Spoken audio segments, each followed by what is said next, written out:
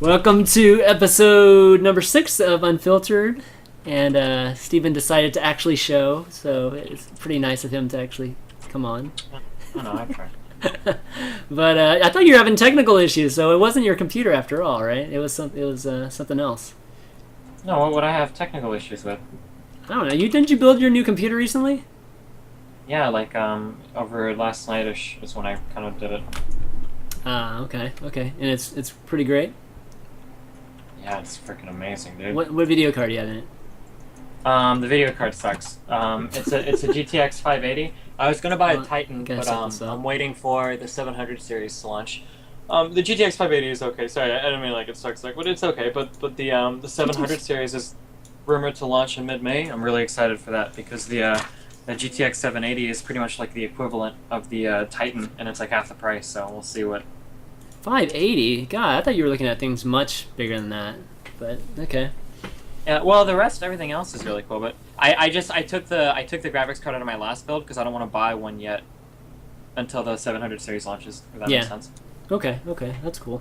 Let me tweet this real quick, and we'll get started. Do I even have a? Okay. All right. So what should we talk about? Okay, so let's talk about SHOUTcraft America.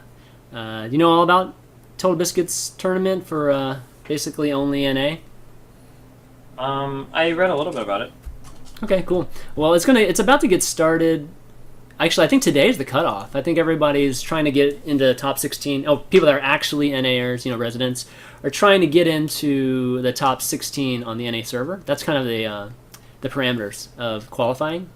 Mm-hmm. And kind of wanted to just talk a little bit about that. Like, what do you think about just the tournament in general and the timing of it, and then just how to qualify? That basically having to be playing the ladder. I mean, that's pretty much what everybody's been doing like the last 72 hours. I think is powering ladder. Did he announce a prize pool for this? Yeah, so it's a $10,000 prize pool. 4,000 first, second place 2,000, and then third place 1,000, and it goes down from there. And do you think Blizzard paid him for this at all? It's kind of weird to use the ladder. Yeah, no. I mean, I don't think so. I mean, but Blizzard did announce that they were allowing tournaments to be, basically allowing tournaments to be held. I don't think they put a $10,000 limit on it, but apparently Total Biscuit has made it sound like there is some kind of $10,000 prize pool limit. But right when they announced that, Total Biscuit announced the SHOUTcraft America. So I have a feeling there was some kind of timing or discussions kind of there. But anyways, yeah, so prize pool 4,000, and one of the things that you had mentioned before is if there was any kind of like WCS NA only type of stuff that you might consider doing it. What if this kind of thing became regular? Would that change your thoughts on that StarCraft at all, or no? I'm pro any tournaments that are region locked. I'm pro for that because that's really good for the local scene. Whether it's local to Europe, local to North America, local to the United States, whatever. Yep. Yeah, so like I'm always pro those kinds of tournaments. I don't know how I feel about using the ladder necessarily as a way to do that. The way that it works in StarCraft 2 is if you're good enough to be top 100 Grandmaster, you're probably good enough to be rank 1 Grandmaster. It's just a matter of playing games. Yeah. And I don't mean playing enough to get good enough to be rank 1. I just mean it's a matter of grinding out enough games. I could in my current state of StarCraft 2 fitness, I could rank higher than MC on the ladder if I were to grind enough games to do it.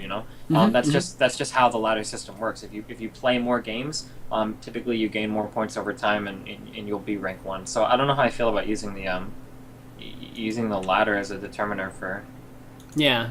I mean, there are some notable. I mean, I'm showing showing kind of the current rankings. I think these were updated as of the beginning of today, and I mean, you'll see some notable people missing from this that should be on there. Like Idrir's not on there right now. He's like just out of it, I think, right now. There's a better one. Let me look for it on Reddit. There's actually a better one that shows it. Where is it? Yeah, these lists have been updating like every hour. Where is it? I thought there was one earlier I was looking at. Okay, maybe I don't see it now. But anyways, yeah. So like Idrir's not on here, Huck's not on here. But a lot of the folks that are on there are I think should be considered the top 16. So how competitive do you think you'd be with them? I mean, like QXC, Ghost User, Masa, Maker, Kitty, Minigun, Henderlisk, Leia, State, Suppy, Kane, Drunken Boy. I don't see anybody here that I couldn't take a game off of, but I don't think I could do well. I still haven't played enough to feel comfortable enough to enroll like in a tournament here. Yeah, I wouldn't see myself winning a series against anybody. I could probably take a game or two. I don't know. Some of these names are a little iffy. I don't know. right. I know one of the the big names missing is Scarlet, which I talked to her, and there was some kind of arbitrary rule. Well, it's not really arbitrary. I mean, I kind of understand the rule, but basically you had to play on your quote unquote real account. You couldn't play on a barcode account that you owned, obviously. So unfortunately, she's like top 10 on her barcode account, but she doesn't. I don't think she has any wins on her real account. So that's the reason that Scarlet's not in this right now. But yeah, anyway, that should be starting soon, and it's a true region lock tournament. So that's pretty cool. And the finals I think are going to be at the MLG studios in New York. And so, so I guess that'll be kind of cool, an offline finals. But one of the cool things is it's also a bigger incentive, I think, to the players to stream. I think it would be kind of interesting to watch. You think so? Yeah, just grinding the ladder games. Grinding the ladder games. Yeah. Well, like, because you know that they're fighting for that rank. Yeah, that's true. But I mean, wouldn't stream cheating be an issue then? I mean. Well, I don't know. Yeah, you'd have to like instill a delay or something, but I would assume that most of the people trying to qualify wouldn't stream cheat. Maybe that's especially if they were streaming. But yeah, like I mean, you never know, man. When you're on 17 and you're like trying to get up to 16. It would be interesting to watch somebody like if the countdown is coming in like 2 hours from now and you see the guy streaming trying to get that rank on the ladder. It'd just be interesting to watch, I don't know. Yeah. Dude, zoom in your camera, man. You're like only getting like half of your. Half of me? What do you mean? Like, there's like a lot of wasted space there. I don't know how to zoom in. What do I do? Just move your camera down just a little. You don't have what camera? You got the 920, right? I've got the 910, man. God, I'm an OG. I thought you bought a new computer. You didn't even buy a better. What camera's full? I'm waiting for the 921, bro. My goodness! Here comes another chip in for a freaking for another freaking camera. Do you know how to zoom in? If not, it's fine. It's fine. Just leave it. Not okay. Will you call me chits? All these people want to see your lovely face. There we go. There you go. Move your camera. Move your camera down a little bit. There you go. You can do that in the settings too, man. The camera quality. So. Are we happy now? Yeah, it's all right. Camera quality is still crap. I don't know why, but. Next finish. I don't know why. I'm gonna blame you. Way too close. Come on, that's not bad. Okay, so I don't know. Anything else to really talk about NA SHOUTcraft? I guess that's about it. I just kind of want to see what your thoughts were. Historically, Total Biscuit has done pretty okay doing little tournaments like this, right? Like I remember he did. Yeah. A long time ago, I remember he used to do those little tip jar tournaments. Yeah, and this will have tip jar too. Yeah. Oh yeah. Those are really cute. So hopefully, I mean, I can't imagine this would go horribly. I mean, Total Biscuit seems to have it shut down pretty well. Yeah, he was calling. I think they were calling 50K concurrence kind of over/under type of number. So 50K would be pretty darn good for a non-major event or just an online event for the most part, right? Yeah, that would be pretty amazing.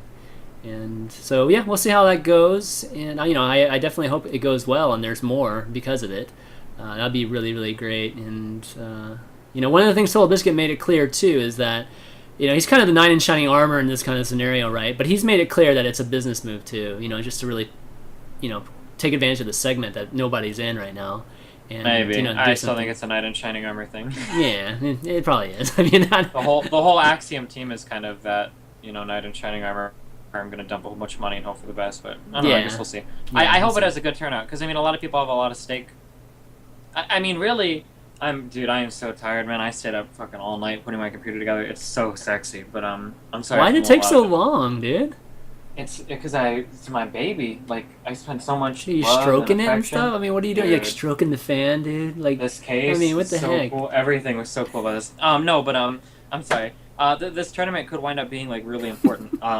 Because a lot of people kind of have a lot of stake in this tournament, like all the people that argue that we need NA-only tournaments and we need region lock, blah, blah, blah. Well, if this tournament has a really shitty turnout for viewers, then maybe Blizzard was right in not region locking NA, and it was okay to have the Koreans form everything because nobody cares anyway. You know what I mean? Yeah, I know what you mean. Yeah, but if it has an amazing turnout, like if it does get 50,000 concurrent, then like that would be a really really really good message. Like, hey, Total Biscuit with just $10,000 and his own online bullshit, just recruiting people from ladder, got 50,000 people watching a 16-player tournament. Like that'd be really big, you know? It would be, but I mean, without Idra, I mean, without some of the big names in it that, you know, because of whatever reason or this qualifying method, it's going to be harder to get that. I mean, you know, Idra minigun, you know, obviously that worked out really great for that MLG show match, but if Idra's not in this at all, I mean, you're taking away potential viewers for sure. And, you know, if he can make it work with the roster I'm looking at right now, that would be impressive. That would be crazy impressive. It would almost be interesting. I don't know. I'd have to think about it a lot, but it'd be interesting to only invite the top 12, and then to have 4 invites that are voted on by the community. You know? Oh, okay. Yeah, I think that's true. Oh, so they do top 12 invites, and then they could vote between like 20 players. Like they could list like all the EG and Liquid guys or whatever, and then people could vote. You know? Yeah. Actually, somebody's saying Excessive is saying that Idra is in, so I know he's on the cusp. So that'd be great for the according to the Total Biscuit website, Idra was like 26th or something. So I mean, like he's there, he's close. Let me see. It's the SHOUTcraft site, right? SHOUTcraft. Let me see this. SHOUTcraft. Is it SHOUTcraft America or just SHOUTcraft? Let's see. Let me see here. Yeah, it's just changing constantly. Obviously, it's kind of a cool thing. It's kind of exciting to to have something like this, something dynamic like this that we're just tracking constantly. But we'll see what the result is though. Does it show? It doesn't show who's currently in here though. Oh well. But yeah, so hopefully I wish them the best definitely, and I'm definitely gonna be cheering on whoever on during that tournament too because I want it to work for sure. Okay. Am I blind? Is it somewhere in there? Maybe I am blind. Shit. Anyways, okay, let's move on. Next topic is kind of a crazy topic, which is we're going to talk about the whole racism in esports and around more like racism around esports more so than in because the Caldor came out with that video yesterday, right? Just about Korea and whether it's racism or not. I mean, he talked about kind of his challenges and experiences with maybe the older generation of in Korea and just how they've been treated as Americans and just non-Korean. And there was another follow-up article yesterday too that's just kind of explaining a little bit of just maybe some of the culture over there from I think a European. I think he was. So anyway, I thought it'd be pretty cool to talk about just what we think of racism, and is racism really prominent, or are we confusing racism with something like xenophobia? Which one of the community members posted on our Reddit thread. Well, racism is kind of a form of xenophobia, no? Yeah, I think so. I think xenophobia might be just a general, just kind of a general version. Yeah. Yeah. I mean, I think it's the same. I'm going to make like a really broad sweeping statement. I've heard a lot of the things in Korea. I didn't experience things too much when I was there. We went to a few restaurants and whatnot, but for the most part, I seemed like I got along okay with the StarTale guys. Mm-hmm. But I have heard a lot of stories and a lot of people, like I talked to 91 a lot when he was down there about different things. I think that most places that you go, that whole like globalization thing like really hit our generation super hard. Mm-hmm. I don't think I've ever met or heard about large groups of people like in the 19 to 25 age bracket that are super xenophobic or racist.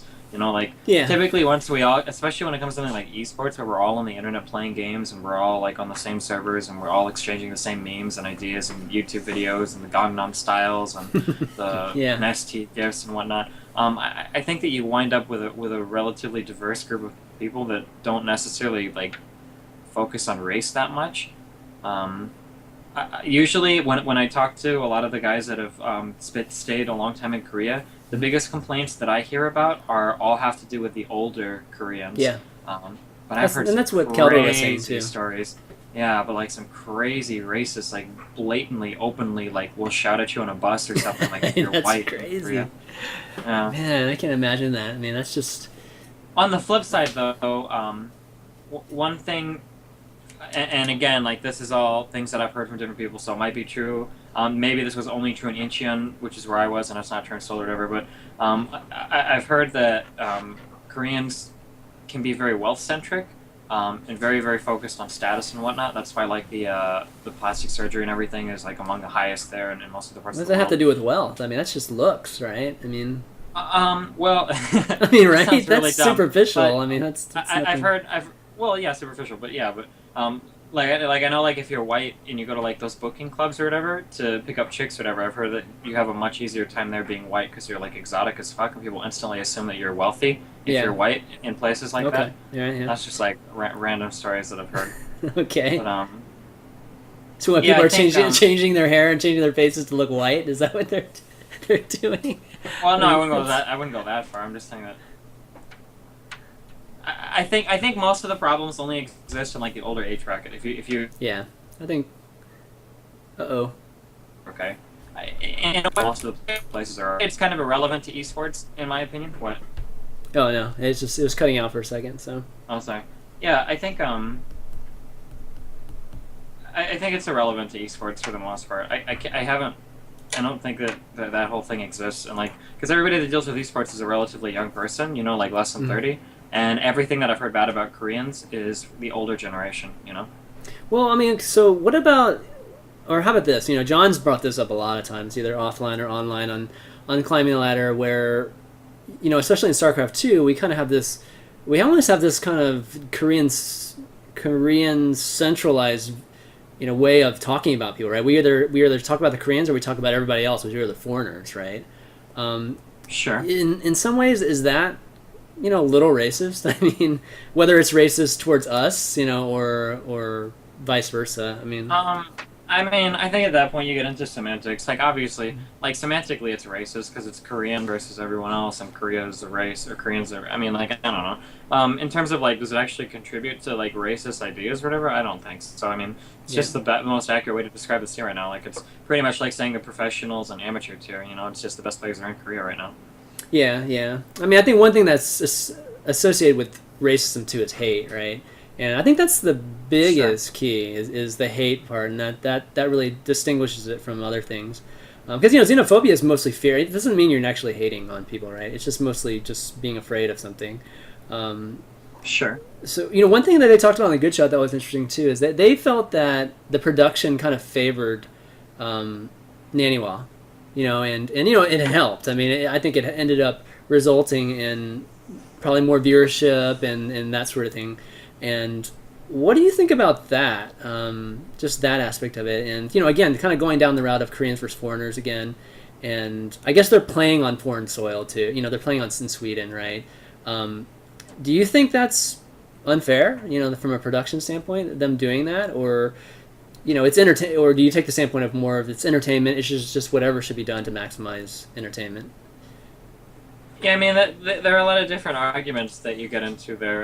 Because that kind of sounds like the same arguments you can make for or against like giving GSL seeds when they give a Code S seed to foreigner players. You know, Mm-hmm. I Yep. think it's you know, do they deserve a seed if they can't qualify like every other Korean? You know, but is it worth it for the viewership? So I mean, I don't know.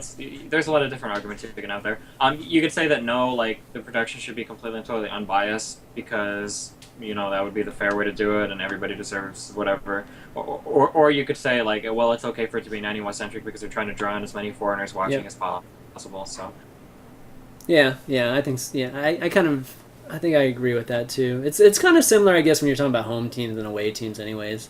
Um, you know, in other sports sure, too, right? I mean, of course, the home team's going to get a lot of yeah. advantages, right? Just because that's just how they are. But um, so when it comes to esports in general, I mean, definitely, I don't think in StarCraft 2 it's been so bad for sure. Is there any in League? I don't think there's an issue in the League at all either, right? Um, I haven't heard anything. I Lately. think I that mean, if anything, it's for better the in most League. part, It, yeah, I think for the most part we're really globalized. Like the cultures and the everything mix so much when we're all on the internet. We all spend so much time on the internet.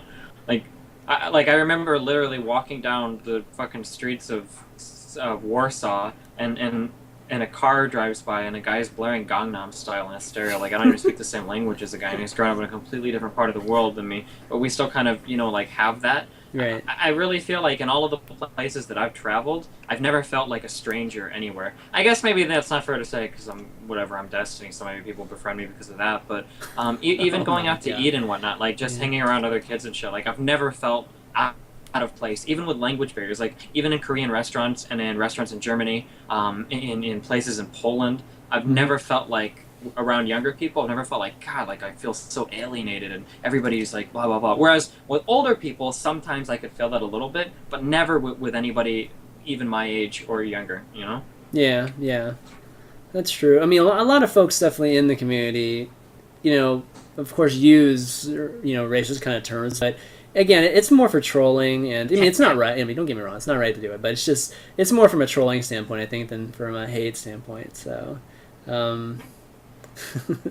But I've like people have this like idea that I fucking like throw around racist words like every fucking day. I think I've used like 3, like actually used. I've used like 2, even in like jokes, like 2 or 3. If I'm not like actually talking about the words, fuck you, man. All right, sorry, go ahead. No, that's true. And again, guys, racism has a lot to do with hate, and a lot of people don't have that hate. One thing that a lot of people bring up sometimes is the fighting game community, and just kind of, there's a little bit of a, just to be completely frank, there's a little bit of a connotation with the fighting community with the, African American, that sort of community. They went the hardcore, dark and edgy route. Those guys are all the same mindset that I had like 8 months ago. Like, fuck the world, I'm gonna do whatever the fuck I want, and no one can stop me. Like, that's the whole fighting game community has exactly that mindset. No MLG, no one else is gonna host our games. We're gonna do whatever the fuck we want, whenever we want, however we want, with whatever words we want. We're gonna fucking make fun of girls and black kids and everybody, and it's gonna be fucking awesome. That's like the fighting game community. Come on, tell me tell me I'm wrong. Like, that's the fighting game community. I mean, they do tournaments and they have like their whole scene, and that's cool and shit. But like, they're so like, we're fucking dedicated to being the dark and edgy crowd, and fuck the universe, Yeah, I mean, I think they're getting better, but yeah, I'll give you that. They're definitely, out of all the games, all the communities, I think they're probably the most rebellious, or not really rebellious, but just not really conforming to this whole business, this business conversion of gaming, or this competitive gaming, right? And they've been, they definitely done some crazy things. Or caused a lot of controversy along the way, but I think they're getting better now. LOL, hold on. Some guy said, LOL, you don't know shit about the fighting game? Yeah, but even knowing very little about the fighting game community, you see all the huge fucking headlines of the controversies and shit that come out of there.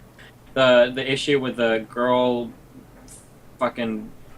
I don't even remember, but like there are stories that are big enough that come out of the fighting game community because of like the racial and the sexist divides and shit, that even if you know nothing about the fighting game community, you know that they have these huge fucking issues. And you also know that fighting game communities won't sell the rights to their tournaments to like MLG or anything.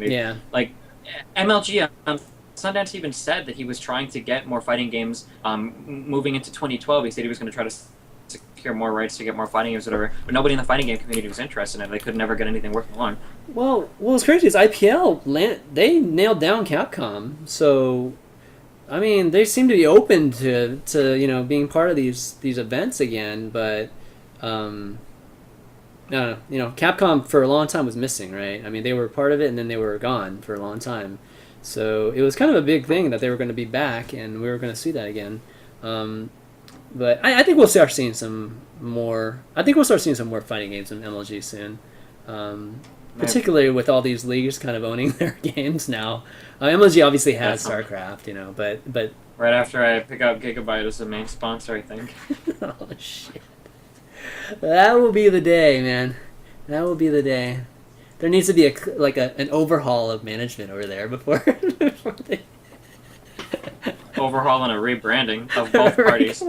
I would change my name to something else. They would change my name to something else, and then we would all work together. It'd be great. So you would never buy a Gigabyte motherboard? Oh fuck, dude! The Z77 boards are sick as fuck. I hate it. I've used them in like 3 or 4 different builds because obviously the company burned me hard. Oh shit! My electricity is flickering. Shit.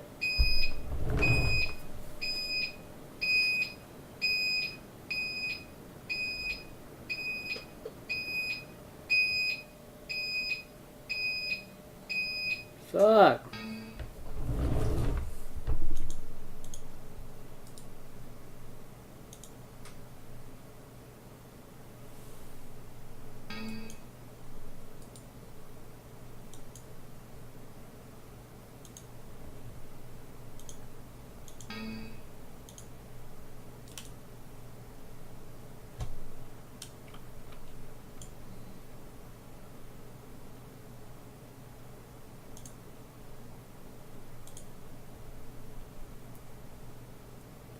Shit.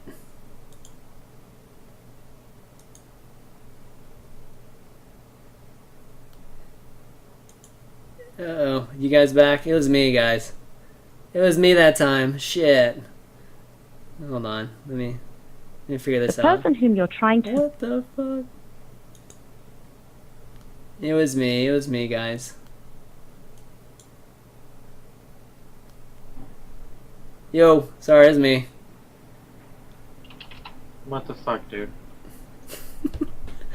My UPS isn't working too well upstairs on my router. And my electricity flickered a little bit there. I need to go figure that out soon. No, But sure. all right, we're back. Sorry about that, man, guys. I'm even more pixelated than before. No, it's about the same, honestly. But okay, what were we saying? What were we saying here? Oh, Gigabyte. Yeah. Their product is really good. They step their shit up. There's these 68 platforms were a disaster. There's these 77 platforms that are fucking awesome. So, yeah, sorry, go ahead. We're done talking about them. Yeah. So, anyways, so races. Any other issues? We were blowing through this subject. I figured we were going to talk about this for a while, man. Yeah, it's not really anything else that you guys have to talk about. We'll take some questions early here. See if anybody's in here. Only 240p. Somebody's calling out your camera being 240p, dude. Screw it. Okay, we'll just move on for now. We'll do some Q&A at the end of it. There's a lot of questions in the Reddit thread. If you guys have questions, by the way, just go ahead and post it in this Reddit thread here. Let me give you the link. And we'll try to read out every question at the end. So, but okay. So next up, let's see, Dreamhack. Did you watch Dreamhack at all this weekend? Nope. I hear a lot of people talking about it. Oh fuck about Dreamhack, man. I don't know any of those guys anymore. So you missed Naniwa getting into the finals and all that stuff. Yeah, I got any. Oh, Ned. I heard about it, but yeah. Okay, well, we'll be covering. I saw the juicy epic drama with the guy posting with Naniwa saying, "Sorry guys, I was in a really bad mood. I didn't want to sign any autographs." And then he posted a picture later of like Sase running around with his check. That's all I saw. I didn't even see that whole bit. I mean, I saw Sase running around with his check, like in some storage unit area. That was kind of weird. But so didn't some guy take a picture of some guy with Lennox check in the airport or something like that? Something weird like that on Reddit. That was kind of maybe, I don't even know. Yeah, I don't know. But anyways, great tournament. Hope you guys checked it out. We'll talk about it more on Climbing the Ladder this week with Robert Olin and the Game Heart guys. Have you seen the Game Heart UI at all? Yeah, I've checked on it a few times. It's a long work in progress. It's almost like a year old, isn't it? Yeah, he's been working on it forever, but it's Yeah, the guys are doing a lot of work on it and shit. Yeah, Ryan, you're starting to see it everywhere. I mean, everywhere except for WCS. So it's kind of cool, and there's a lot of talk as to why, like what's going on with that. Like why doesn't Blizzard want to use it for WCS? And to use his product would be admitting their own product is bad, no? Wouldn't it? Yeah. Because part of what they worked towards in Heart of the Swarm was the customizable UI. Yeah, but why don't they just hire him? I mean, that's definitely an option, right? If he's doing... Blizzard hire external help because they realize that their own work sucks dick? No, what the fuck? Oh, man. One thing that I know one thing that he really has hesitations about is asking for donations. Not asking for donations, but opening himself up for donations, like just giving out his PayPal address or his PayPal account. And I think what was number one on Reddit yesterday was just whether or he should be compensated. Or somebody started a thread with that title, and What do you think about that? I mean, he shouldn't have any problems. I don't think he should have any problems taking donations, honestly. And I told him that, but he kind of I mean, thinks he kind of thinks no, it's gonna. it's just it's a matter of how you feel about a project. If you do, like, if I was in charge of working on a project and I had a full-time job and I didn't know, like, how much I could give to it, blah blah blah, and I put out a decent project and a lot of people like it and shit, then that's cool. And like I put it out, and if like at one point in my life I'm like, fuck, like I'm done with this, like I can't do anymore. It's just not worth the time, the effort, the hassle. Like I just want to walk away from it and you be done. Like you're done. But if you were doing that project and you'd collected like $30,000 in donations, walking away from it becomes a lot harder because now it's like, fuck, like if I leave now, what about the people that just donated like 2 days ago? What about a week ago? What about a month ago? Like, and I feel like I'm ripping those guys off by just taking their money and leaving, you know? Yeah. Do you think there's a difference between, just the very typical donation route, which is basically just giving out your PayPal account, versus doing something like a Kickstarter? Maybe.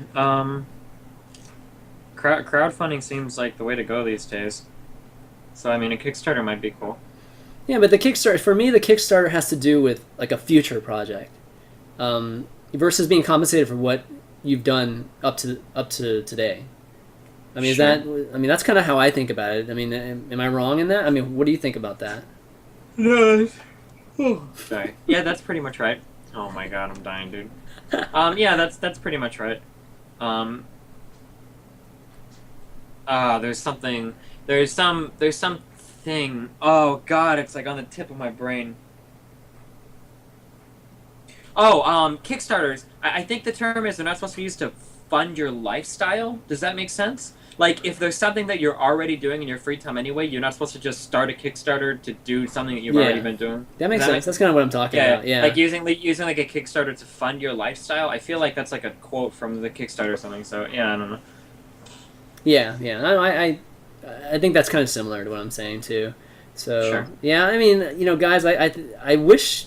I mean, it's like you can't even give him donations right now. It's like I wish Ryan would just, open himself up to that. We'll talk to him about that. Hopefully you guys. I know you guys love GameHeart and have really been enjoying it. So we'll figure out a way for you guys to be able to, help support him in your own way. Somebody was writing me something here. Oh yeah, so Team Liquid guys, yeah, thanks for that, dude. I just rebound with the stream to the event. How do I like the headsets? Headsets are good. I need to switch over to the Krakens. I've just been lazy about switching over, so I'll do that soon. For what? Oh, okay. The Krakens, your favorite company. But all right, why don't we start taking some questions, man? This might be just like people are calling for push-ups again, dude. I'm so fucking tired. If I get down on the floor, I'm gonna fall asleep. We might make this one a shorter show. Okay, let's go. How do we sort this by? Okay, sort this by new. All right. First off, eBag I says for both of us, do you think people in StarCraft community will ever understand that growing esports doesn't have to start with dumping huge resources into the scene? You hit it. Let's see what you hit this. You hit on this a little bit, but it didn't seem like you were expressing yourself fully. Say if 5% of the StarCraft 2 players give a shit about the competitive scene, a lot more of the vocal players, like I guess in control, seem to think the only way to grow the scene is to make the 5% a larger number. Say 10%. Well, shit, a far more feasible thing to do is to grow the actual player base as a whole. So instead of 5% of 3 million players, let's grow the number to 5% of 5 million players. Your thoughts? And this is in response to some people saying that SC2 is becoming too easy. I don't know. I mean, the guy sounds like he's parroting all of my opinions, so I definitely agree with him. I mean, that's pretty much. I'm pretty much sure I've said that stuff verbatim. So if he's looking to like circle stroke each other off, then I'll go ahead and stroke him off on that opinion. Good job, man. That was ingenious. Probably some of the best questioning I've ever heard in my entire life. Right on, brother. Oh man. Yeah, I mean, I think I agree with it too. I mean, there's not much to really say about that. I think most of these sports agrees with that. So while we're on the topic of racism, why not tackle? Oh boy, sexism. Oh man, that's a whole another show. We'll talk about that. There's like a long ass post about sexism. Sexism is a whole different thing, guys, than racism. Sexism is definitely more of an issue. Racism is just like in people's heads, like that's not real. But sexism is actually true. Like women just aren't good at video games. It's just biological. Oh shit. I'm just kidding. That was late troll. Here come the hate. Here come the hate. Let's just look at it. Oh no, but the hate's coming in about 10 seconds here. All right, first question from Muisjif. I don't even know. Chalif. Historically, many esports grow out of popular games, but recently there have been a lot of games. Yeah, can you hear me? Hello. Oh, you cut off for a sec. Sorry, or maybe I did. I don't know. Sorry, say that again. No, I was going to say, historically, many esports grow out of popular games, but recently there have been a lot of games, mostly sequels, that were still unproven as being fun to play, even while a professional scene was being built around them, right after their release. StarCraft 2 is one of the main examples of this. What are your opinions about this trend? And secondly, is there a reason that Valve and Riot are not investing in an RTS esports game to rival Blizzard's? Is there no market for this? And third question: in case of Valve Riot making an RTS game, what if they would approach Destiny and ask him to be a community figure for this game? Would he consider this, and what criteria would he have? Wait, what was the? Okay, so first question is, what do you think about, I guess, a professional scene being built around sequels of games that were either popular or were already proven from a professional standpoint, like Brood War. His example is StarCraft. So Brood War obviously had just the entire ecosystem was built around, esports industry was built around that game. And going into StarCraft 2, there was already kind of an industry immediately built around StarCraft 2, right when it launched, or even when the beta came out. I think, you ever watch Breaking Bad? Yep. Really? How far are you into it? I've only watched a few episodes. I don't watch it religiously. I just watch it from time to time. Okay, it's a great show. I need to catch up on it one of these days. But I just recently started watching it, so we're going to use some drug examples, okay? Okay. So I think that a good way to do it is you have the guy that actually does the drugs, like you're either cooking meth or growing weed or something, or making alcohol, right? Whatever your illegal thing is, right? Okay. Yeah. And then you've got the guy that goes out and distributes, right? Okay. Yep. But then that guy has other distributors under him, and then those guys have other distributors under them, right? Okay. So, in Breaking Bad, or I guess in some drug trades or whatever, that kind of grows organically. Like, the guy cooks meth, the main dude sells a little bit, but then as he gets more and more popular, he needs a person under him to manage the sales of drugs. As they become more popular, they need people underneath them.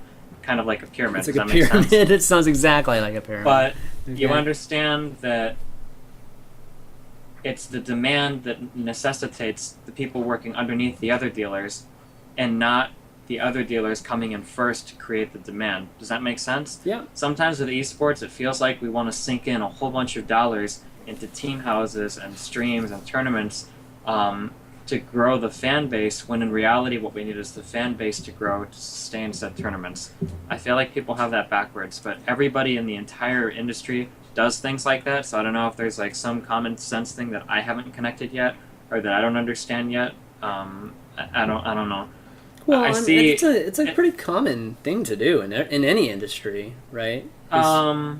Yeah, but that's just speculating. It's not actual real. It's exactly what it is. I mean, but it can be really damaging sometimes, I think, and at some point you have to move away from that and take a look at what do we actually fucking have. I wish that people would spend more time focusing on the actual base fucking shit for esports, rather than signing players at ridiculous salaries that they're definitely not worth, and the crazy fucking. I don't know. I don't like dumping a whole bunch of money into something that hasn't proven itself as being sustainable. That kind of bugs me. And it seems like we've been doing that for esports for a long fucking time. I wish that we would move away from that, in my opinion. Yeah, I mean, a lot of times dumping in or investing, just to put it in a better term, investing money into things or esports is really I've seen a lot of said investments, and they're not investments. They're fucking gamble money grabs. I'm gonna dump same fucking thing. 50. Investing and gambling, responsible investing and just greedy money grabs where you just throw 15,000 something to see how it turns out, and then when it doesn't turn out how you wanted to, you're just oh fuck that, and you up and leave. I think there's a big difference between that and responsibly investing in something, Well, I mean, I think you're oversimplifying them just throwing money at something. There is some due diligence done. I mean, I mean, you're making it sound like they're literally just some guys just writing a check and not, like some rich guy just writing whoever a check, like Sundance a check, and not, there's like no data or anything to kind of back it. I mean, they are providing some kind of data. How long has MLG raised capital for its tournament thing? And you said that the first time they were in the black was this most recent year. So it took what 10 years? How long has MLG been around? 10 years to become profitable? Yeah, but it's 10 years, but there's been investors for 10 years. I mean, like, they're not gone. Yeah, like, why aren't they gone then? I don't know MLG's investing situation, but I know, like, in my relationships, like with Quantic, and looking at how some of the other tournaments go, it just seems really, I don't know. That's just like a personal thing. Like you said, I mean, like, maybe you're right. You're probably right, because everybody does things differently. But that really bothers me. Yeah, I mean, a lot of people share your opinions. It's just I'm open to either, because there's a lot of situations where it is correct to, kind of invest more money into it and kind of accelerate the process. If there is this end goal that we can see. You need the viewership to do that, Like, imagine if it almost sounds like, imagine if me, the equivalent would be me 2-3 years ago when I got my first paycheck from Justin TV. It was for like $211.18, okay? When I got that paycheck, it would have been like me running out and buying a $5,000 computer and getting a $400 a month internet connection to stream. Like, it's fucking, like, what would you say if I did that? If I were to do that, what would you tell me? What would you tell me if I do that? And then I would go, dude, no, trust me, like, it'll pay off, like, eventually, like, it'll be good, like, I'm gonna go out and spend, like, crazy fuck tons of money. I feel like when you do that, then you just run into situations where you set yourselves up for these little bubble pops, and then everybody's like, well, fuck, what happened? Like, last year when the MLG price post didn't go up as much as we wanted, or when IGN got taken over and then they reevaluate all the assets and, like, holy fuck, like, IPL doesn't make shit for money, we're dumping this immediately, or, like, I don't know, stuff like that bothers me. Stuff like that bothers me a lot. I don't like stuff like that. I mean, you're the type that wants to work within his means. I mean, that's what? You're the type that wants to work within your means. Like, you want to spend the money that you make before either work within my means or see, like, some real fucking growth. Like, as in, like, I'm pretty sure that that's going to be there in X years, and I'm going to fucking do it. Like, I think that my decision to switch to League was one that was founded on a lot of thought and a lot of reasonable thinking, regardless of fanboying, blah, blah, blah, blah, blah. And I think I made a good decision there based on real information. But then you compare it to, and I fucking hate to name names, okay? And I'm not going to do it that much, okay? But you look at things like Quantic, who spent, like, fuck tons of money with no plan on return, or even, like, as much as I fucking love them, like the Root House, like, do they really have any plans to make that profitable? If they get that house, are they really going to generate enough money to keep it sustainable when a lot of the players won't even play that much, or don't play that much, or look at, like, the Ministry of Win or all of those gaming houses, like, like, how much money are you dumping into that? And I saw the finances at the Ministry of Win, like, they're, like, in order for them to become sustainable, like, the numbers, everybody just came in, like, fucking expecting this exponential growth, and we still play off of it, like, it's gonna happen, like, there's gonna be some magic switch that's gonna flip, and holy shit, like, the profits are rolling in, Total Biscuit and sponsoring Axiom, like, he said it several times that he's not making money off of Axiom. Well, then that's more of the same, isn't it? You're just dumping money in. That kind of stuff bothers me. I understand it doesn't bother everyone. That's just my personal opinion.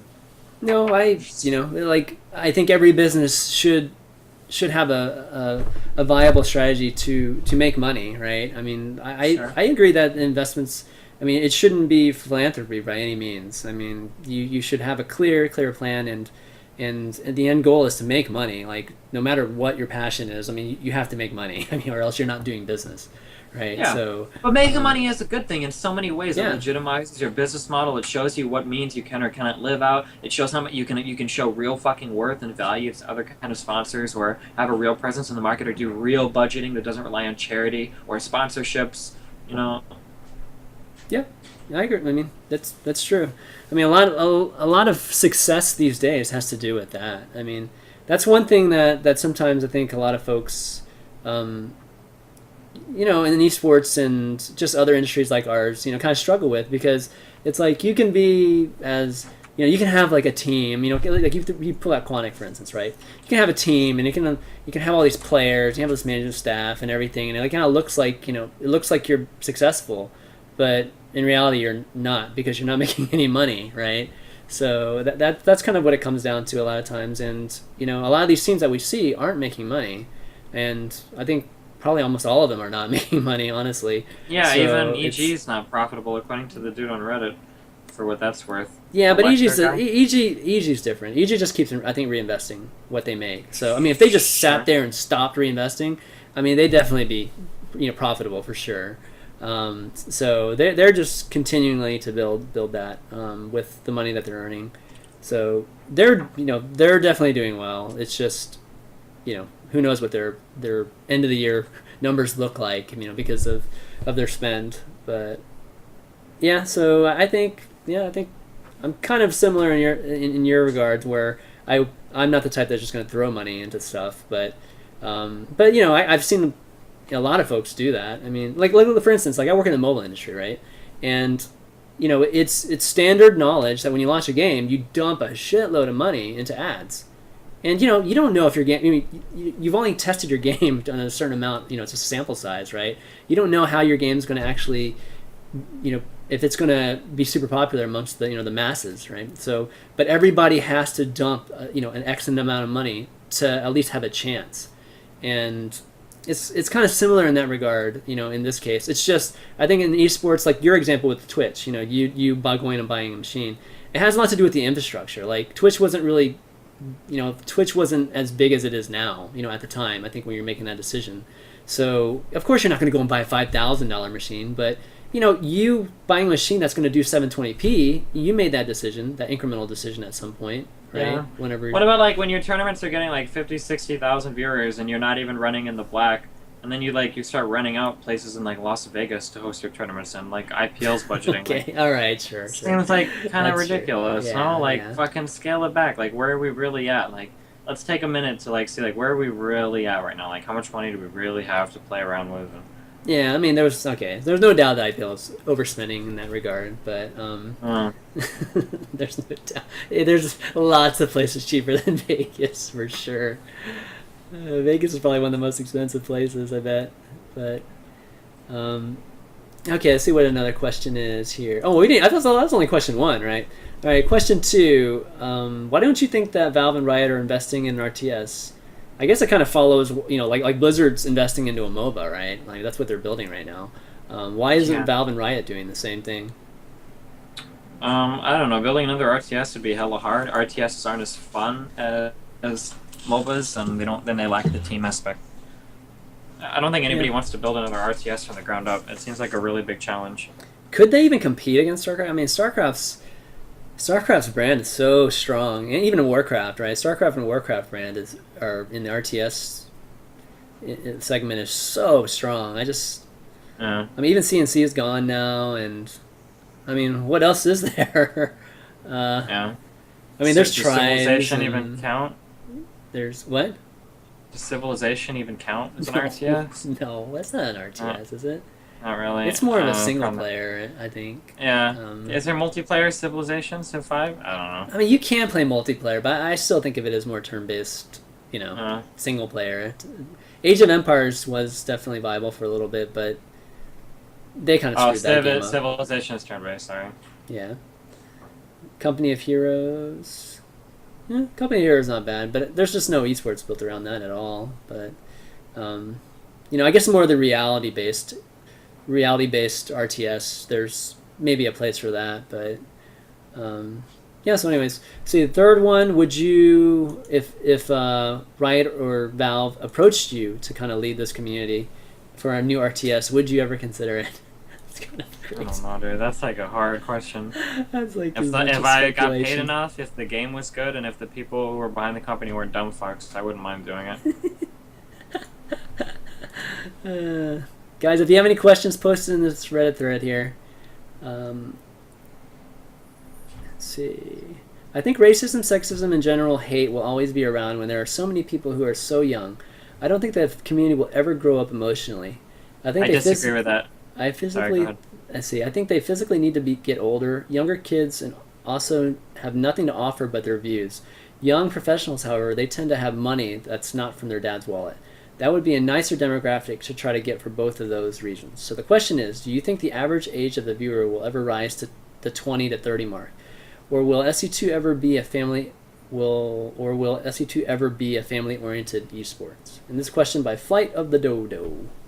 That guy is like 19 to 21 years old. He's in college, and he still gets everything paid for by his mom and dad. I guarantee it. There's right. Are you in the chat, Flight of the Dodo? The worst problems in all of society. If the top like 3 to 4 generations of people were to die off right now, we would make more social progress than we've ever made in the history of fucking mankind. I guarantee it.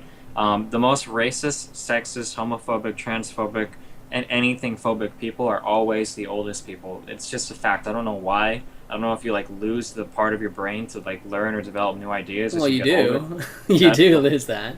But... I don't believe that. That's bullshit. Well, I mean, I understand. On, you do to a certain extent. I mean, yeah. It's a thing, but yeah, it's biological. Like, the fact that if you're raised racist, like you have to be racist your entire fucking life.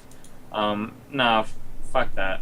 Well, the funny thing is I think our demographic. I mean, I think our demographic right now falls in somewhere in that 20 to 30 range. It's. Yeah. Sure. So I'm just saying that there are racist and sexist people at all levels, and like the problem is old people are sexist and they don't even realize it, and you like couldn't even make them realize that a lot of the shit that they say is like insanely fucking sexist, you know? Yeah. Like the idea that like a woman should never have to work, and once she has a baby she stays home all the time. Like there are some older people that would defend that notion. Like my mom would defend that notion, that she doesn't even realize it's an incredibly fucking sexist thing to say, you know? So I don't know if I necessarily agree with the idea that by making all of the fans older we would become less sexist and less racist. Like I don't agree with that. I don't agree with that. That's just my opinion though. Of course, it's your opinion. Yeah, that's my opinion. I said it right. I think maturation is important. But we're talking about teenagers, of course. You know, maturing. There's always some benefit to that, but I don't know. I think the demographic right now is in that 20 to 30 mark. So I mean, you're either talking about, you know, these people getting even older into the 30, 40 range, like my ass, or you're talking, you know, or I'm not sure what you're referring to there, but definitely for sure, like Steven said, the like our parents' generation is way more like, you know, prone to these type of things than the baby boomers. Yeah, exactly. The entitled generation. Oh my god. Seriously. Okay, next question. Let's see. Oh, they're asking about Tribunal. Tribunal will be next week, guys. I just want to save it for that. Let's talk about Maximus Black and... Uh-oh, we lose him? Shit. God, this is just like the technical issue episode, man. This is the technical issues episode. Let me fix this.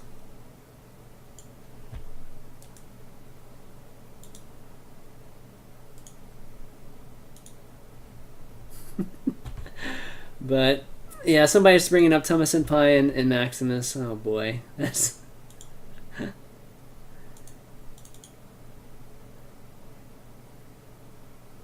All right, let's get him back on here. Where is he? Where is he?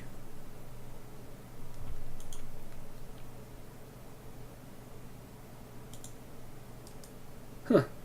Don't know where he is. Let me try calling him. Yo. Holy shit. I know, man. We're just having like all these damn technical issues today.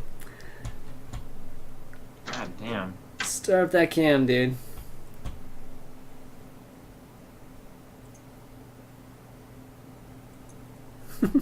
Alright, there we go.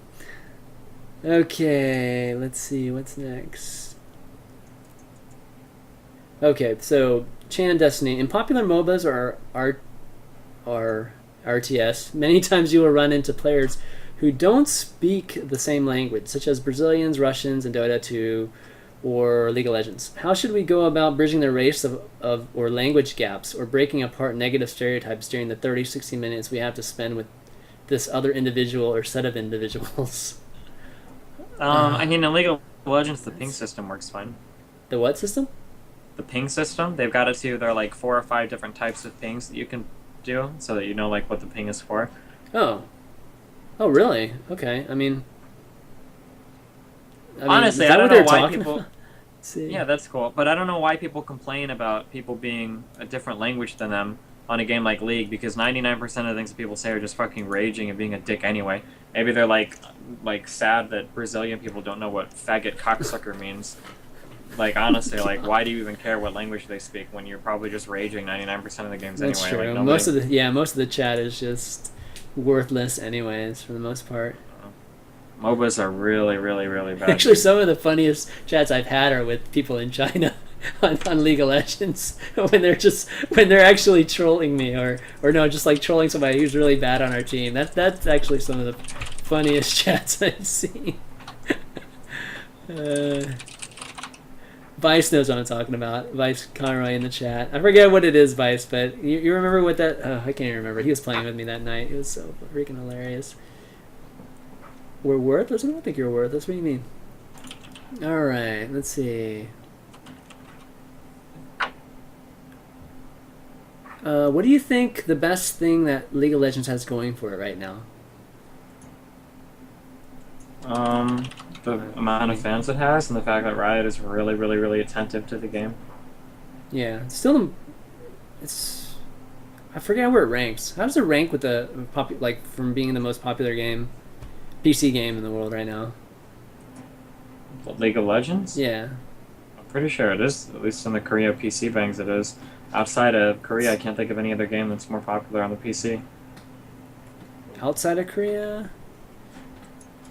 I mean, I know World of Tanks is huge in Russia. Yo, check this picture. It's relevant. It's not the most popular game for sure, but it's huge. What picture? Oh boy. I linked it to you. What the hell is this? Let your stream read it, man. Alright. Let me see this. Oh, you can't ruin it. You can't ruin it. You gotta zoom up to the top, man, and let him read the panel by panel. I did. Here, okay. I'll zoom in. Jeez. Who made this?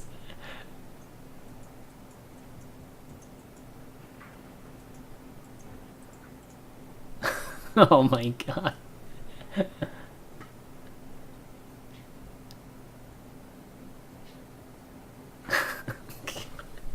All right. That's pretty good.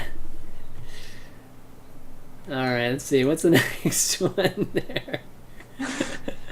It's out, dude. Holy shit.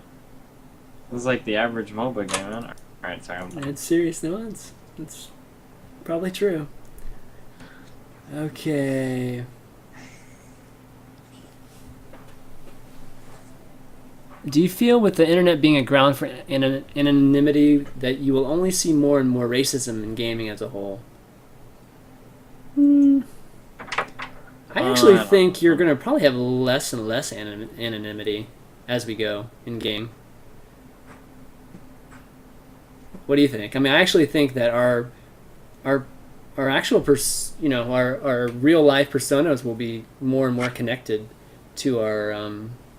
The problem is that being anonymous and being not anonymous both have such huge, massive drawbacks that it makes both of them really shitty alternatives. Like, they're both really bad, so I don't even know, like, what's the better way to go. I'd probably just go, I think, I don't know, man. I mean, what's what's the cons of it being your real persona?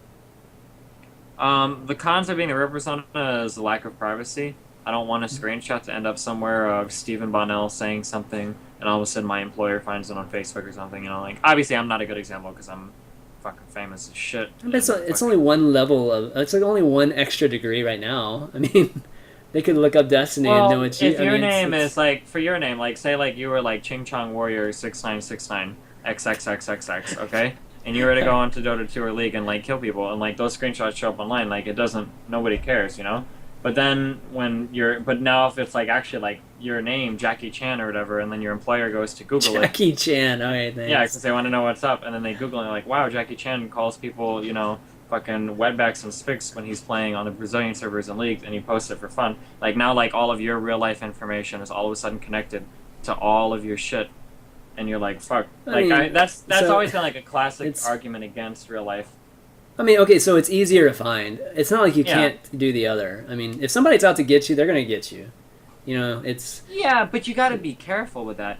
Because it was in our lifetime, yours especially. Not that you're old, I'm sorry, that's not real. Okay. But like it was in our lifetime to where if I were to bring back the information that I have today about how Google and Facebook collect data about you and sell it to companies for advertising and take it back not even 10 years ago, people would probably say that you're a kooky conspiracy guy. Like you would be, well, maybe not 10 years ago. Fuck, I'm old. Like 15 years ago. Because I'm 24, so when I was 9, yeah, like 15 years ago, people would put you in the same boat as people that say, like, you're going to, like, we never landed on the moon, Like, oh, look, like, there's Crazy John again. Like, he says that, those guys never landed on the moon. Oh, and there's his friend, like Downey David, who also says that in the future, Google and Facebook are going to have servers big enough to actually collect every piece of data about anybody they want for free, and then they're going to sell it like that'll ever happen, But like it has happened, and we're at the point to where like Congress is writing legislation saying that your job can or cannot, demand to have a password for your social networks. That's just like a larger thing on. I mean, look how it is in Korea. I mean, dude, you can go to jail, right, for some of the things that you do. Even in games. I mean, yeah, that's a whole other thing. I think you have to sign up to, like, when you go to make a StarCraft 2 account in Korea, you have to sign up with the account with your social security number. Holy shit. I know. Downey David for president. So like, I mean, like, you've got all of that negative stuff. Like, do you really want your real life name to be associated with every fucking thing you do online? Like, does any company have the right to know all of that information? Is that fair? But then on the other hand, anonymous people are total fuckwads, and being anonymous, brings the fucking worst out from everyone, and then you don't know whether you can trust anything, or like if I go to the lol gens, or the STB threads or whatever on VG, and I've got people talking shit, like I don't know if I should believe any of it. Like this guy is saying like Protoss is really fucking imbalanced and sentries are OP as fuck. Like I don't know. It's just an anonymous dude saying it. The guy could be a gold league shitter. Or it could be like a GM guy, like I don't fucking know. But like if I see Naniwa or Sase or somebody post, you can get a little bit more credibility. But then on the other hand, the credibility can be bad sometimes too. Like if Destiny goes online and he starts arguing Infestors are underpowered, and then a bunch of people agree with him just because he's Destiny, my opinion might not be right just because I'm relatively good at the game. I could just be biased, but now everybody agrees with me because like I don't know. Yeah, there's pros and cons. There's pros and cons to both. There's huge pros and cons to both. Basically, people just need to be exterminated, and so only the few are left that can handle not acting like fuckwads, regardless of the situation. That's my. Yeah. That's my thing. Extermination. Extermination. Extermination. Do you ever think a game like BLC will ever grow as an esport? Bloodline Champions? Yeah. That's how popular that's.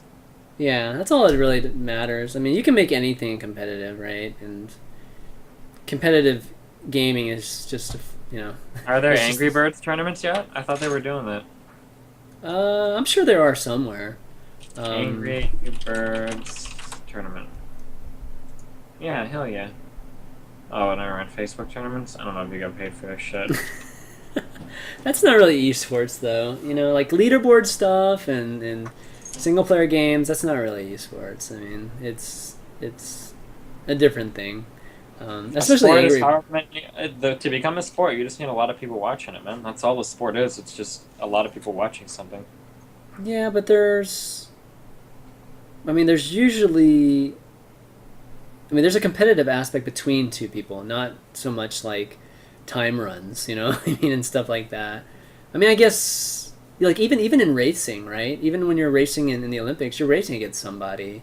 Like all the individual sports, for the most part.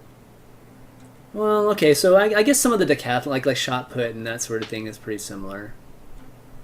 Yeah, okay, that's true. I guess even these kind of games could be esports if it's just done right. I mean, I'm just saying, it's just how big the audience is whether or not it's a sport or not.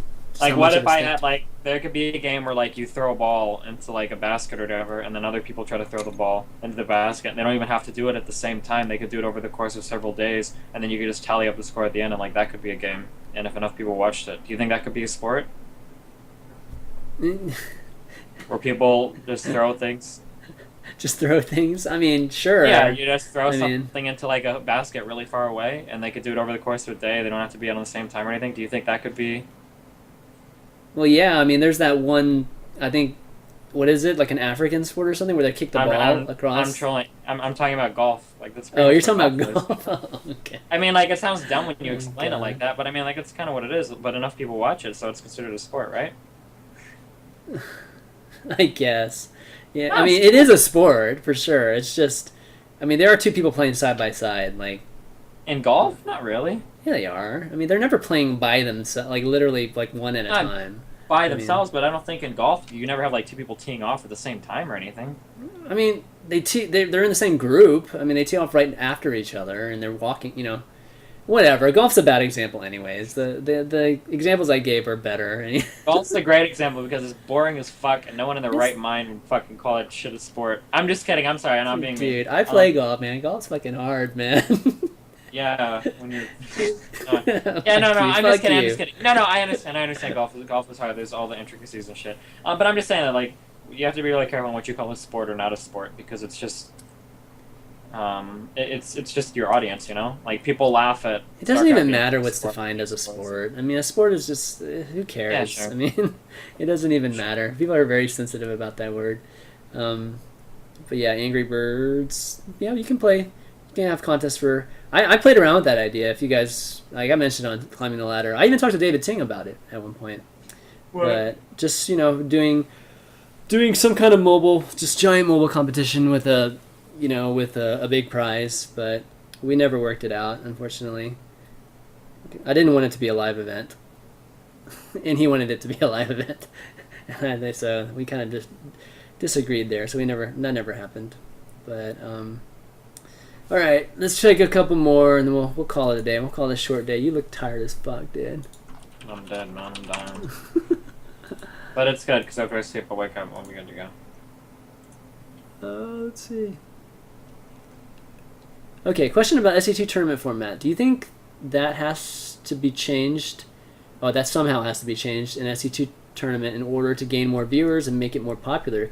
Because all tournaments are currently polishing the same format for 3 years. Do you have any other good ideas to run a tournament? A drastic change, whether it's a game format or structure, or maybe... Yeah, I can't even read this. I would like to see round robin play. Well, we just saw it. We just saw it in Dreamhack, right? 3 rounds of group play. Was it really round robin? Did every single person play every single person? Oh, of course not. I mean, no. I mean, not like that, but That's every what single I want group. to see. The group, what you're talking about is polishing on the bracket format. That's what the guy's talking about. Just taking that bracket format, and you've got groups that feed into a bracket, whatever. I would like to see, like, some true-ass fucking round-robin shit that eventually feeds into, like, a playoffs kind of thing. I think that would be cool.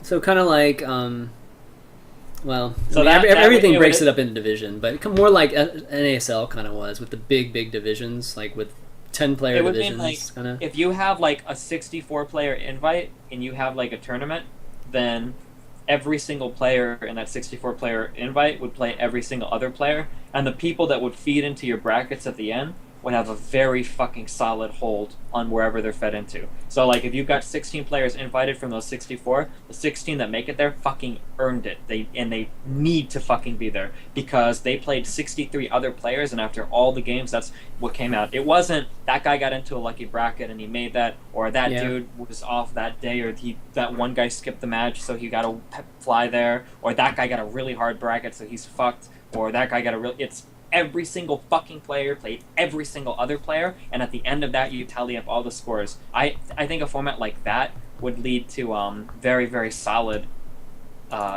it would feed into a bracket very solidly, more so than like the random as fuck way that brackets tend to work out sometimes. Yeah, no, that's an interesting idea. I mean, it's kind of like, I guess it's a little bit like the NBA, where I think every team plays each other, except for if you're in the same conference, you play those teams an extra time. Like you play those teams in your conference twice versus you only play everybody else like one time. Something For like what? so in the NBA, right? The way I don't know shit about the NBA. well, there's two conferences. Just think of it as two conferences, and there's like I don't know, I forget it, 16 teams I think in each or something like that, and everybody in that conference plays each other once, right? And everybody, you play everybody in the league one time, but everybody in your conference you play an extra time. So you play those folks twice, so that there's still this kind of conference champions, right? That match up at the end. So you'd like to see that type of setup where everybody plays each other once. God, that'd be pretty. That would be so long, though. Well, you don't have to stream every single game. Holy shit! I don't know. I mean, it'd have to be like NASL, like a league that happens every day. It'd be like a seasonal, it'd be like a seasonal or a league kind of thing, I think. Yeah. Okay. Well, I mean, that would definitely show you who's the best, I think. I mean... Yeah.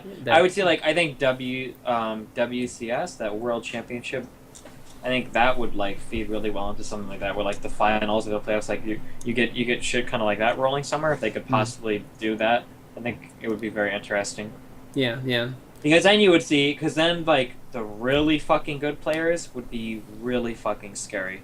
And then the kind of good players wouldn't get lucky and look really good at the end. You would know, like, oh, like, this guy ended up finishing 4th, and his overall record, was like, he had 27 wins and 22 losses in the season, pretty good. But then you'd have players like Flash, who'd be like, fuck, Flash annihilated this season. He had 61 wins and 3 losses, shit like that. Right. Obviously, it would be a lot more playing and shit, but, I mean, they play a lot of games in baseball. How many games do they play in a fucking baseball season? Yeah, baseball's pretty similar too. I mean, they play every team like a lot. Like baseball, yeah, a lot more. Really, that's really grueling. Their schedule compared to a lot of other sports, and that's baseball's a lot fucking harder to play than seeing as your computer doing StarCraft. Like, well, I mean, some of the players don't play every day. Like the pitchers don't play every day, right? And but.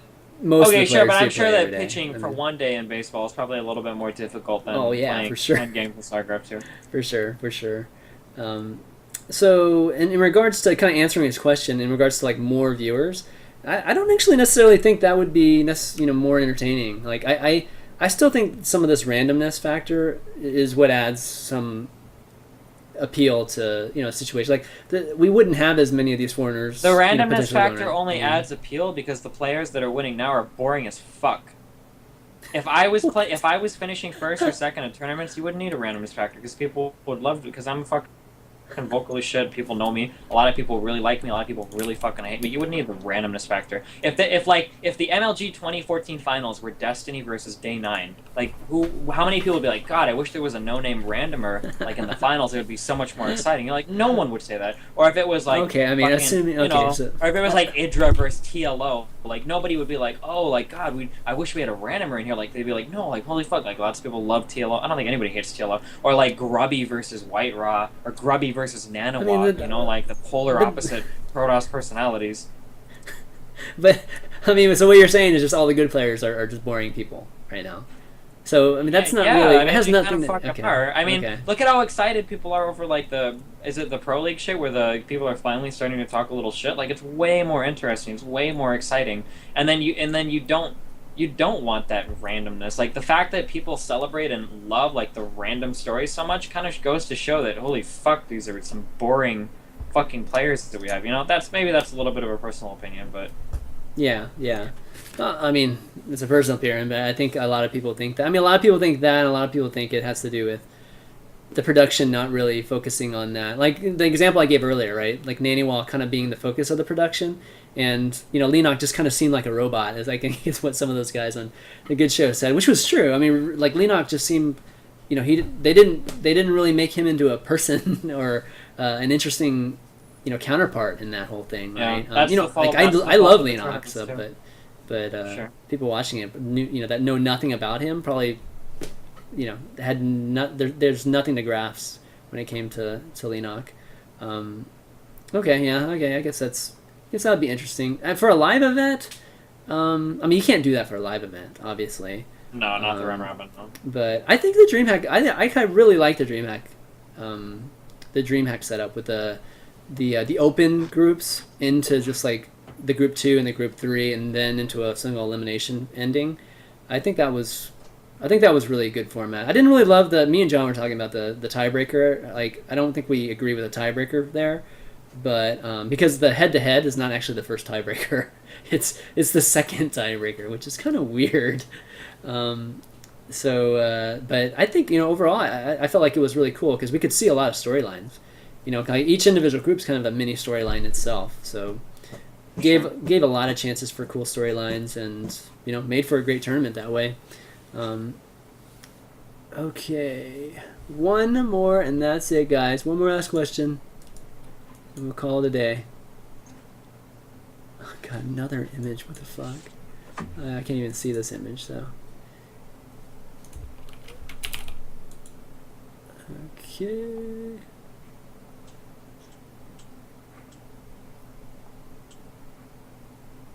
When's your next vacation, man? I don't know, dude. I'm gonna take vacations. Yeah, you do.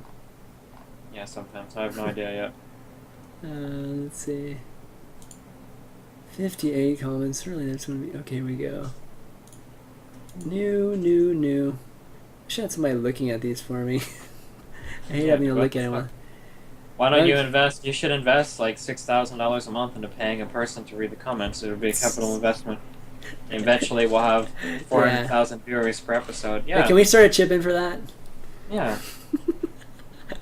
Great. Okay, here goes. James X88. Hey guys, great show. Random comment question. I absolutely fucking hate manor mules. When players BM by dropping mules when they think they won a game, it makes my blood boil. But for some reason, whenever I see Liquidation do it in a game, I can't help but have a huge smile on my face. He's always smiling and happy. Humble guy, even when he loses. Typically, he loses a match. He typically has a smile on his face. So seeing a guy like that being that confident BMing just seems awesome. What are your thoughts? I think that you tend to demonize the people you lose against. Yeah. You think the worst about the guy you lose against, that he's some grinning fucking asshole who's like laughing hysterically at your misery or something.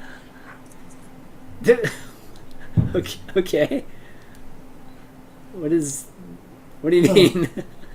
Like when you're losing against somebody, you probably think he's like some cheap like 12-year-old who's like, God, this fucking kid literally just got home from his 7th grade class, and now he's cheesing me on StarCraft, and he's probably calling his 8-year-old friend to scream about it in his prepubescent voice. Oh wow, and he dropped manor mules on me. This kid is definitely a 9-year-old virgin, and the only boob he's ever touched is his mom when he's in the shower. Like, because I don't know, like you demonize like the people you play. No, am I the only one that does that? Yeah, I guess. I'm not sure what that has to do with this question. But... Well, when you play against people and they beat you, you tend to think really negative. Yeah, I mean, okay, sure. Like you get people that get angry or frustrated. Like, I'm pretty sure that's true. Otherwise, people wouldn't rage and go fucking crazy. Well, I mean, they rage more, I think, because they lost and they just have to take it out on somebody. I think most of the time. I mean, unless they're BMing you. I mean, if you're a decent person, you don't like I can play against friends, and if I lose, and like whatever, like I get upset because I lost, but like raging and calling them names, like to do that to a stranger, you've got to go like into the hardcore demonize your opponent route, and I think that, yeah, maybe. I don't, but I don't know. Maybe you guys do in viewers, but I mean, the question is really about what do you think about manor meals and just showboating at the end of games. Well, I thought the question was more like, why is it that I can see Tasia do it and not feel angry at him, but when other people do it, I get angry? I mean, I think showboating is really fucking rude always. Like, I'll do it if the opponent is a piece of shit, but for the most part, I try not to do that.